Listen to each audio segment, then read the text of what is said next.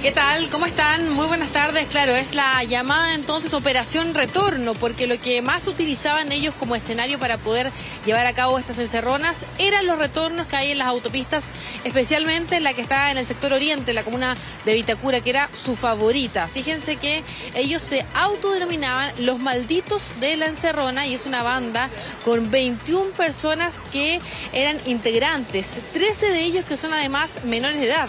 La banda era liderada por 3 hermanos, en los que incluso hay un menor de 13 años como integrante de esta agrupación delictual, entonces, que es protagonista de al menos 100 episodios registrados en la región metropolitana, 40 de ellos que ya la PDI logró acreditar y que son parte de esta investigación de varios meses entonces para poder terminar con esta banda. Fíjense que incluso hay 2 encerronas muy conocidas que fueron parte de sus delitos. Una de ellas, la que protagonizó y que involucró, mejor dicho, al exentrenador Jorge Garcés, y también la que protagonizó o que tuvo como víctima a Natalia Compañón.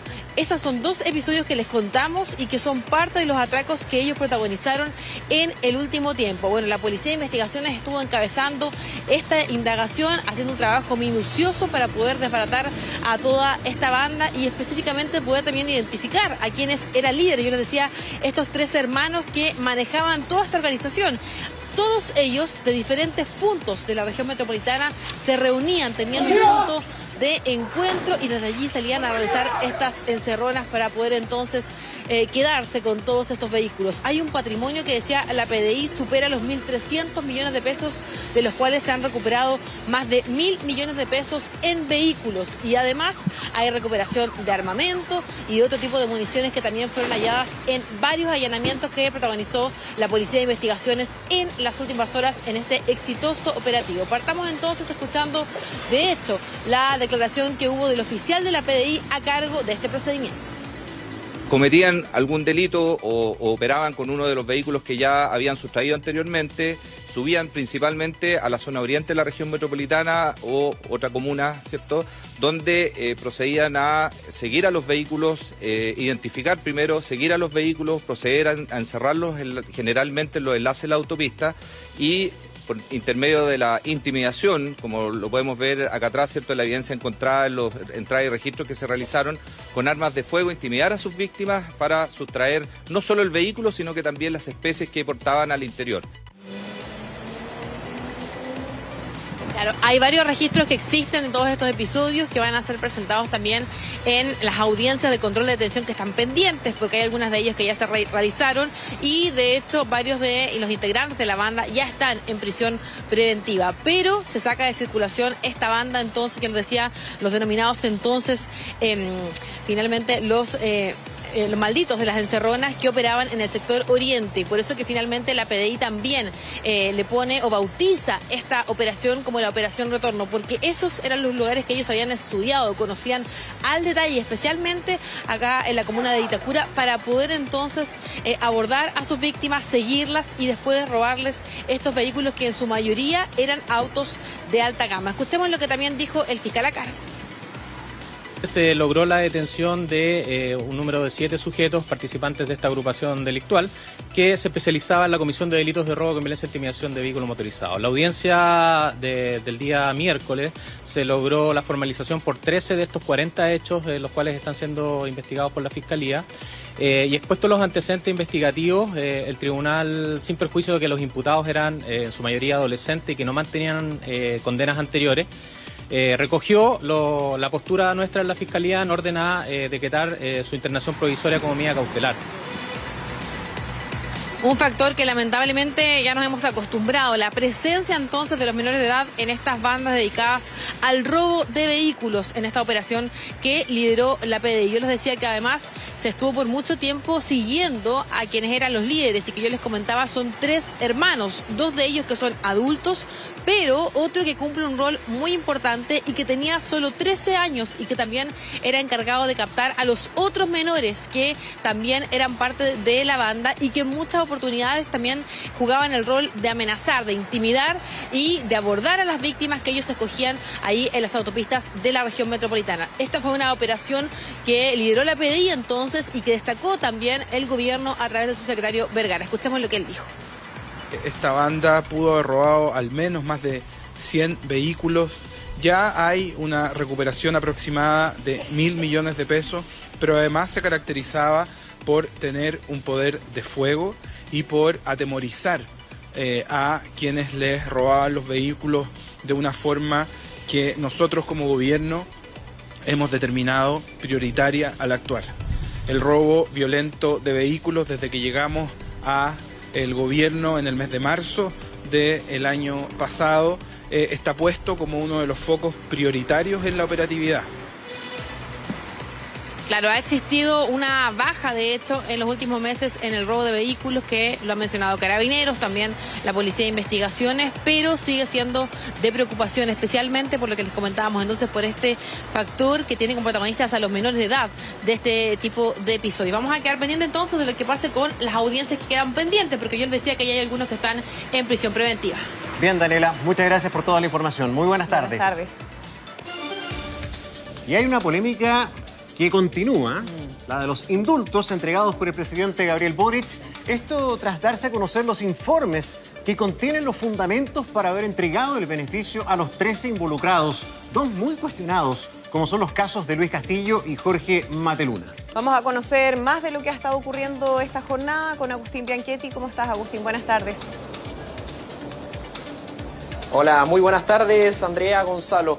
Sí, es un tema bastante complejo, bastante sensible para el gobierno, que ya hace una semana fue que este anuncio del presidente Gabriel Boric de que iba a indultar a 12 presos en el marco del estallido social y a un exfrentista, Jorge Mateluna Rojas. Desde ahí entonces que han habido varias declaraciones, varias repercusiones y momentos que han complejizado aún más este tema, que el gobierno pide que se quede ya de una vez por todas zanjado, pero la cosa, la verdad es que no ha sido así.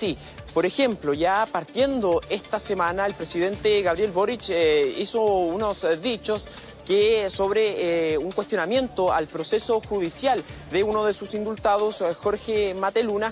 Ante estos dichos, de estos cuestionamientos, respondió la Corte Suprema en un comunicado oficial, cosa que también generó bastante polémica, que podía generar alguna interferencia ahí entre el Poder Judicial, en la independencia del Poder Judicial, algo que generó mucha polémica al inicio de esta semana, pero ahora se han ido conociendo más antecedentes de distintos otros indultados por el presidente de la República y que han generado obviamente también unas repercusiones bastante importantes en la oposición, que incluso llegan a tener algunas, evaluar algunas acusaciones constitucionales, no solamente con la ministra de Justicia, que son los decretos que llevan su firma, sino que también con el propio mandatario.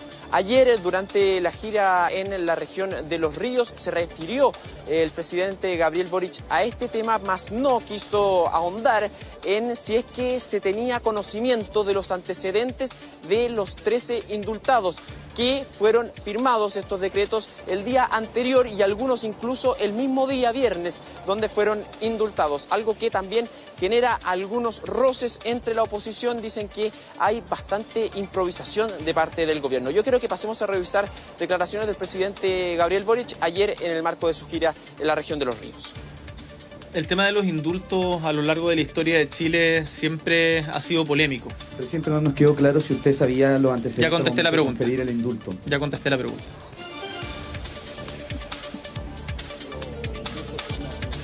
Hay que decir que los indultos es una facultad exclusiva del presidente de la República, pero, por ejemplo, en este caso se puede efectuar de una manera muy excepcional con un decreto fundado, por ejemplo, y eso es lo que piden desde la oposición, que el decreto de los indultos no está debidamente fundado, conociendo también que han salido a la luz distintos antecedentes penales ya de algunos indultados, el caso de Luis Castillo. Pasemos a revisar más declaraciones, esta vez de parlamentarios de oposición y también del oficialismo. Creo que ha faltado rigor por parte del gobierno en el otorgamiento de los indultos. Creo que es una señal muy compleja cuando la principal urgencia ciudadana es la seguridad. creemos, sin lugar a dudas, que el presidente debe retractarse de los decretos y de los indultos. Y a mí me parece que el afán que ha habido de respecto a algunos senadores y dirigentes oficialistas de justificar lo injustificable nos parece una muy mala señal. Yo creo que hay que ver caso a caso. Acá hay un proceso, no es que al presidente se le ocurra en la mañana y decir voy a indultar a tal o cual persona. Hay un proceso que los propios afectados, las propias personas que han sido condenados tienen que levantar ante el Ministerio de Justicia. Son carpetas que se tienen que llevar, analizar los casos si amerita o no, si puede ameritar o no. Primero tiene que venir la voluntad de las personas que han sido condenadas. Han salido a la luz también entonces distintos antecedentes. Uno es el caso de Luis Castillo, que aparece en 26 causas judiciales. Fue condenado en 5 ocasiones por hurtos, daños, robo con violencia y robo con sorpresa. Y otro también es el caso de Matías Rojas, otro de los indultados que venía con un informe desfavorable de Gendarmería. Eso es lo que se le trata de consultar, por ejemplo, al presidente Boric, si tenían los antecedentes al momento de ser indultados estas 13 personas, y también se le consulta a la ministra de Justicia, Marcela Ríos, que ha sido bastante cuestionada porque los decretos de indultos llevan su firma por, obviamente, también consecuencia del presidente Gabriel Boric, por decisión del presidente, lleva la firma también de la ministra Marcela Ríos, y esto puede también ahondar en una acusación constitucional contra ella. De hecho, algunos parlamentarios de Chile Vamos ya están presentando esta acusación constitucional contra la ministra Marcela Ríos por este caso de indultos y porque estos indultos que llevan su firma no tienen el decreto debidamente fundado al momento de indultar. Pasemos a revisar algunas declaraciones, porque desde Renovación Nacional han impulsado esta medida y han dicho que incluso aunque la ministra renuncie, van a seguir ahondando en estas acusaciones constitucionales. Revisemos. Yo tengo la mejor opinión de la ministra Ríos. Creo que efectivamente hoy día hay una legislación que permite indultar, que el presidente obviamente de sus facultades la usó, y que si a mí me preguntan en lo personal, yo probablemente si hubiese sido presidenta no habría generado a lo mejor algunos indultos, pero es una decisión que no me corresponde a mí, le corresponde al presidente. Y vuelvo a insistir, la ministra Ríos merece todo mi respeto, creo que ha hecho un trabajo importante. Con la convicción de que acá, al no supervisar adecuadamente los indultos, al no hacer la pega al momento de hacer los decretos de buena manera. Y esto se suma además al problema que tuvimos con los beneficios carcelarios que recibieron ciertas personas en la macrozona sur. O sea, una serie de cosas que han ido dando cuenta de que la ministra de Justicia hoy día no solo es capaz de conducir su ministerio, sino que deja en inejecución ciertas leyes fundamentales, y por lo tanto nos parece que están los méritos suficientes para interponer, no solo como Renovación, sino que como Chile Vamos, una acusación constitucional. Y esto no solamente recae en una acusación constitucional contra la ministra Marcela Ríos, sino que también una acusación contra el mismo presidente de la República. Desde Renovación Nacional ya nos han dicho que van a hacer un estudio de derecho que va a ser presentado ya la próxima semana, y en base a eso van a analizar si presentan o no una acusación constitucional contra el presidente Boric a raíz de estos indultos que han generado ya bastante polémica. Hay que estar muy atentos porque la oposición también está investigando esto ante la Fiscalía, Andrea González. Exacto, un tema que sigue complicando la moneda. El presidente Gabriel Boric está de visita en la región de Los Ríos, pero no está contemplado que conteste preguntas ni haga declaraciones respecto justamente a este tema. Vamos a quedar muy pendientes. Muchas gracias por la información, Agustín. Buenas tardes.